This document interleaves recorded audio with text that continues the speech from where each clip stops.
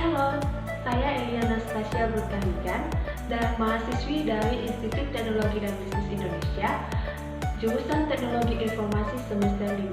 Dan Halo, perkenalkan nama saya Emi Permatasari Burginting. Saya mahasiswa dari Institut Teknologi dan Bisnis Indonesia, jurusan Teknologi Informasi semester 5.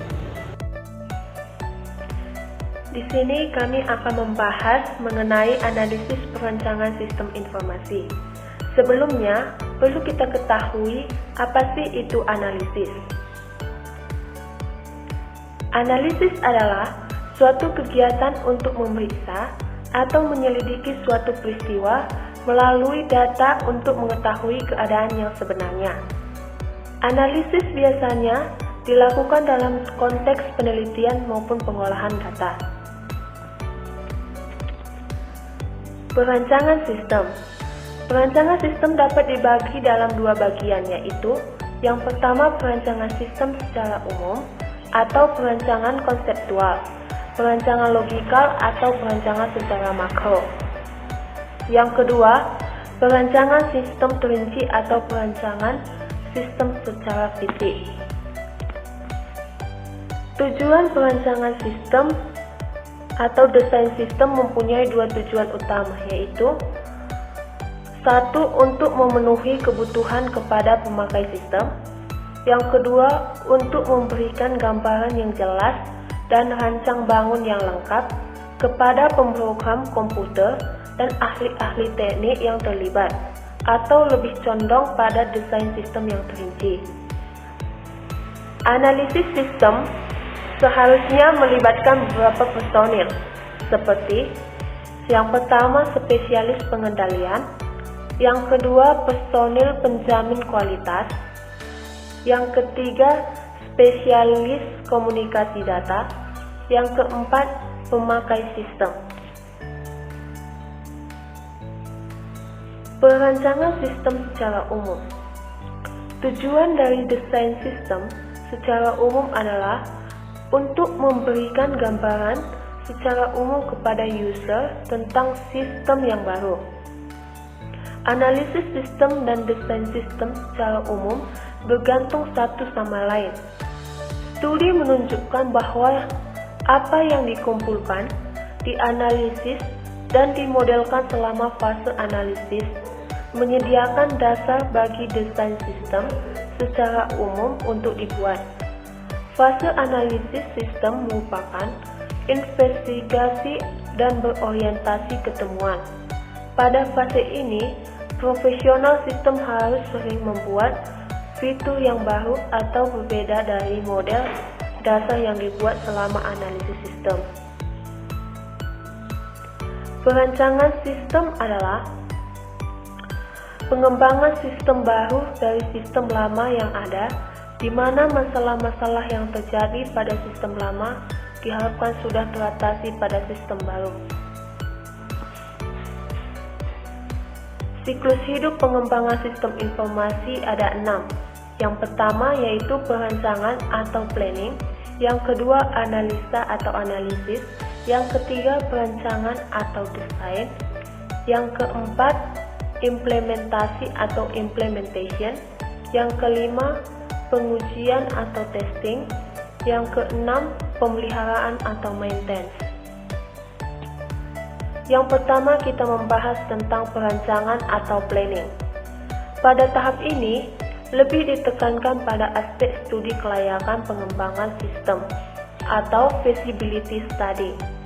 Aktivitas-aktivitas yang ada pada perancangan meliputi yang pertama pembentukan dan konsolidasi tim pengembang, yang kedua mendefinisikan tujuan dan ruang lingkup pembangunan, yang ketiga mengidentifikasi apakah masalah-masalah yang ada bisa diselesaikan melalui pengembangan sistem, yang keempat menentukan dan evaluasi strategi yang akan digunakan dalam pengembangan sistem, yang kelima penentuan prioritas teknologi dan pemilihan aplikasi. Yang kedua kita membahas analisa atau analisis. Pada tahap ini, di mana dilakukan beberapa aktivitas sebagai berikut. Yang pertama, melakukan studi literatur untuk menemukan suatu kasus yang bisa ditangani oleh sistem. Yang kedua, brainstorming dalam tim pengembang mengenai kasus mana yang paling tepat dimodelkan dengan sistem. Yang ketiga, mengklasifikasikan masalah, peluang, dan solusi yang mungkin diterapkan untuk kasus tersebut. Yang keempat, analisa kebutuhan pada sistem dan membuat batasan sistem. Yang kelima, mendefinisikan kebutuhan sistem.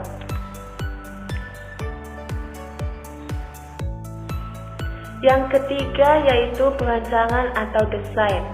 Pada tahap ini, fitur dan operasi-operasi pada sistem dideskripsikan secara detail.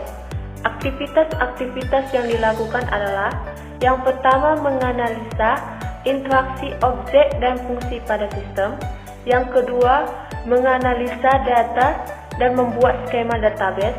Yang ketiga, merancang user interface. Selanjutnya akan dilanjutkan oleh rekan saya.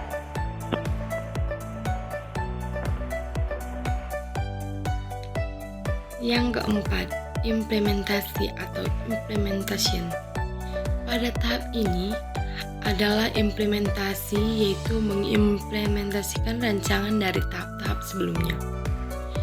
Dalam implementasi, dilakukan aktivitas-aktivitas sebagai berikut. Yang pertama, membuat database sesuai skema rancangan. Yang kedua, pembuatan aplikasi berdasarkan desain sistem. Yang kelima, pengujian atau testing. Unit testing merupakan proses pengujian pada bagian terkecil dari aplikasi. Biasanya pada pengujian dilakukan pada sebuah function atau objek. Pengujian yang dilakukan biasanya cukup ketat, mencakup semua kemungkinan yang dapat terjadi pada bagian yang diuji, mencakup base case, edge case, hingga corner case. Pada tahap ini tidak ada aplikasi atau service dari luar aplikasi tersebut yang dipanggil, seperti mengakses database ataupun file. Untuk mengakomodir hal tersebut, diperlukan mock data atau objek tiruan. Tahapan berikutnya setelah unit tes adalah menguji unit-unit tersebut bekerja dalam satu kesatuan. Pengujian dilakukan untuk melihat sebuah aplikasi dapat terkoneksi dan terpenuhi dengan aplikasi yang lain sesuai yang diharapkan. Jika aplikasi tersebut memerlukan aplikasi lain seperti database, maka koneksi antar aplikasi tersebut harus benar-benar dilakukan.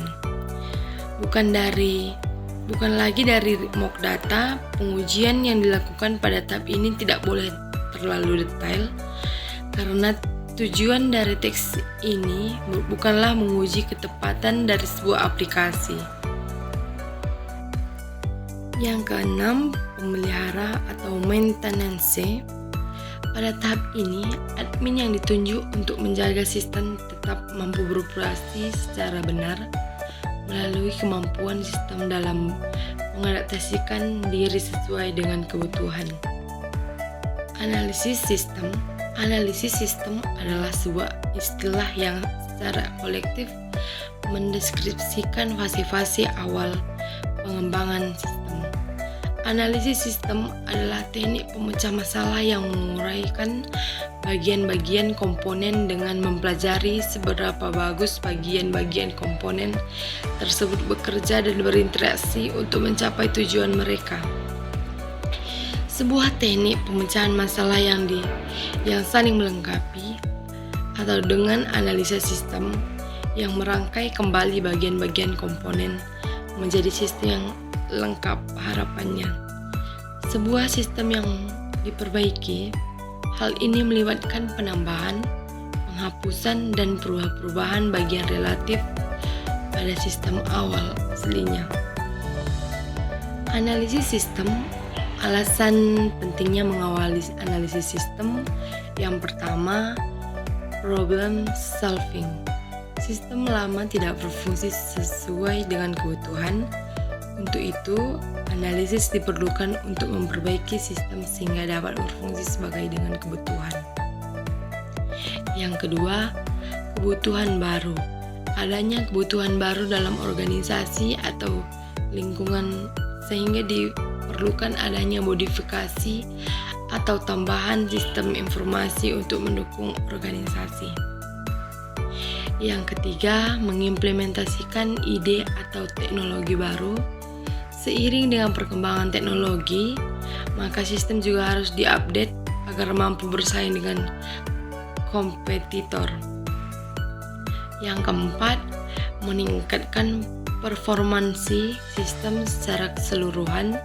Di sini diperlukan agar sistem yang ada saat ini dapat dilakukan pengolahan data yang lebih cepat dan menampung data lebih banyak. Analisis sistem informasi. Fase-fase pengembangan dalam pembangunan sistem informasi yang utama difokuskan pada masalah dan persyaratan bisnis. Terpisah dari teknologi apapun yang dapat atau akan digunakan untuk mengimplementasikan solusi pada masalah tersebut. Pendekatan analisa model driven. Model driven adalah analisis yang menggunakan gambar untuk mengkombinasikan masalah-masalah, persyaratan-persyaratan, dan solusi-solusi bisnis. Contoh model yang sering dipakai adalah flowchart dan DFD. Prinsip dasar desain analisis. Ada 2 prinsip desain, antara lain: 1. Dasar sistem monolitik ditekankan pada integrasi sistem. Resource mana yang bisa diintegrasikan untuk memperoleh sistem yang efektif terutama dalam cost. 2. Sistem modular ditekankan pada pemecahan fungsi-fungsi yang memiliki independensi rendah menjadi modul-modul atau subsistem fungsional yang terpisah sehingga memudahkan kita untuk berkonsentrasi mendesain per modul. Sebuah sistem informasi dapat dipecah menjadi 3 subsistem fungsional, antara lain data collection, data processing, file update, data storage, data retrieval, information report, dan data processing control. Terima kasih.